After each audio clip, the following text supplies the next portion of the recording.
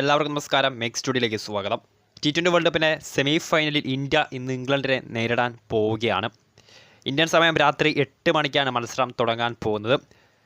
So ഇത്തവണ T20 world കപ്പിൽ വളരെ മികച്ച ഫോമിൽ തന്നെയാണ് രോഹിത് ശർമ്മയുടെ സംഘം കളിച്ചുകൊണ്ടിരിക്കുന്നത്. ലീഗ് സ്റ്റേജിലും സൂപ്പർ 8ലും അടക്കം കളിച്ച മുഴുവൻ മത്സരങ്ങളിലും വിജയിച്ചു തന്നെയാണ് ഹിറ്റ്മാൻ്റെ സംഘം സെമി ഫൈനലിലേക്ക് എത്തിയത്. എതിരാളികൾ ഇംഗ്ലണ്ടാണ്, നിലവിലെ ചാമ്പ്യന്മാർ. ലീഗ് സ്റ്റേജിൽ തപ്പിത്തടഞ്ഞ് സൂപ്പർ 8ൽ വളരെ മികച്ച തന്നെയാണ് കാഴ്ചവെച്ചത്. ബാറ്റിങ്ങിൽ ക്യാപ്റ്റൻ ജോസ് ബട്ട്ലർ കൂടി തിരികെ ഫോമിലേക്ക് എത്തിയത് ഇംഗ്ലണ്ടിന് ആശ്വാസകരമാകും. ഒപ്പം ക്രിസ് ജോർഡാനും ജോഫ്ര ആർച്ചറും ആദിൽ റഷീദും ഒക്കെ അടങ്ങുന്ന മികച്ച ബോളിംഗ് ലൈനപ്പ് ഫോമിൽ തുടരുന്നതും ഇംഗ്ലണ്ടിനെ സംബന്ധിച്ച് പ്രതീക്ഷ നൽകുന്നുണ്ട്. പക്ഷേ ഇന്ത്യ പോലെ കരുത്തുറ്റ ടീമിനെ നേരിടാൻ അത് പ്രാപ്തമാകുമോ? ഇന്ത്യയെ സംബന്ധിച്ച് കഴിഞ്ഞ T20 world cup 2022 T20 world കപ്പിലെ സെമി ഫൈനൽ പോരാട്ടം ഇത് തന്നെയായിരുന്നു. റിവേഴ്സ് ഫിക്സർ തന്നെയായിരുന്നു ഇംഗ്ലണ്ട് വേഴ്സസ് ഇന്ത്യ.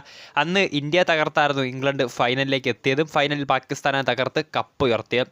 സോ ഇന്ത്യയെ സംബന്ധിച്ച് കണക്ക് വിട്ടാനുള്ള മത്സരം തന്നെയാണ് നടക്കാൻ പോകുന്നത്.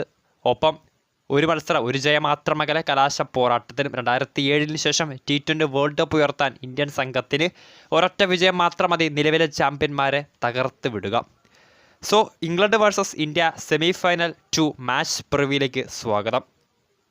നമുക്കറിയാം, വെസ്റ്റ് ഇൻഡീസിലെ സ്റ്റേഡിയത്തിലായിട്ടാണ് സെമി ഫൈനലും നടക്കാൻ പോകുന്നത്. സോ അതിനാൽ തന്നെ സ്പിന്നർമാരെ അല്പം തുണയ്ക്കുന്ന പിച്ചിൽ ഒരുപക്ഷെ ഇന്ത്യ ഇന്നൊരു അഡീഷണൽ സ്പിന്നറെ കൂടി കളിപ്പിച്ചേക്കാം. നേരത്തെ തന്നെ കഴിഞ്ഞ സൂപ്പർ 8 ക്ലാഷിലൊക്കെ പകരം കുൽദീപ് യാദവ് മുഹമ്മദ് സിറാജിന് പകരം കുൽദീപ് യാദവിനെ 11ലേക്ക് കൊണ്ടുവന്നിട്ടുണ്ടായിരുന്നു.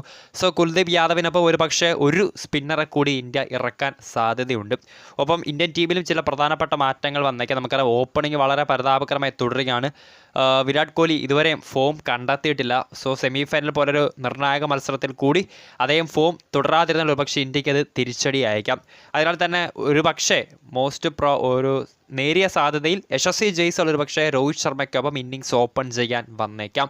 അങ്ങനെയാണെങ്കിൽ വിരാട് കോഹ്ലി 3ാം നമ്പറിലേക്ക് തിരികെ ഇറങ്ങും. ഋഷഭ് പന്ത് തൻ്റെ പഴയ പൊസിഷനായ 5ാം നമ്പറിലായിരിക്കും അങ്ങനെ കളിക്കാൻ ഇറങ്ങും. സോ ഇന്ത്യയുടെ ഒരു പ്രോബബിൾ 11 നോക്കുകയാണെങ്കിൽ രോഹിത്, ജയ്സ്വാൾ ഓപ്പണിംഗ് സഖ്യം, വിരാട് കോഹ്ലി, സൂര്യകുമാർ യാദവ്, ഋഷഭ് പന്ത്, ഹാർദിക് പാണ്ഡ്യ, അക്സർ പട്ടേൽ, രവീന്ദ്ര ജഡേജയ്ക്ക് പകരം ഒരു എക്സ്ട്രാ ഫോക്കസ്ഡ് ഒരു സ്പെഷ്യലിസ്റ്റ് ബോളറായ യുസ്വേന്ദ്ര ചഹലിനെ ഒരുപക്ഷെ 11ലേക്ക് എത്തിച്ചേക്കാം. സോ അങ്ങനെയാണെങ്കിൽ യുസ്വേന്ദ്ര ചഹൽ, ജസ്പ്രീത് ബുംറ, അർഷ്ദീപ് സിംഗ്, ശിവം ഡ്യൂബെ, ഇതായിരിക്കും മോസ്റ്റ് പ്രോബബ്ലി ഇന്ത്യയുടെ ഒരു 11 വരാൻ പോകുന്നത്. പിന്നെ നമ്മൾ എല്ലാ മത്സരങ്ങളും ഒരുപോലെ കാത്തിരിക്കുന്ന മാറ്റം തന്നെയാണ് മലയാളി സഞ്ജു സാംസന്റെ 11ലേക്കുള്ള വരവ്.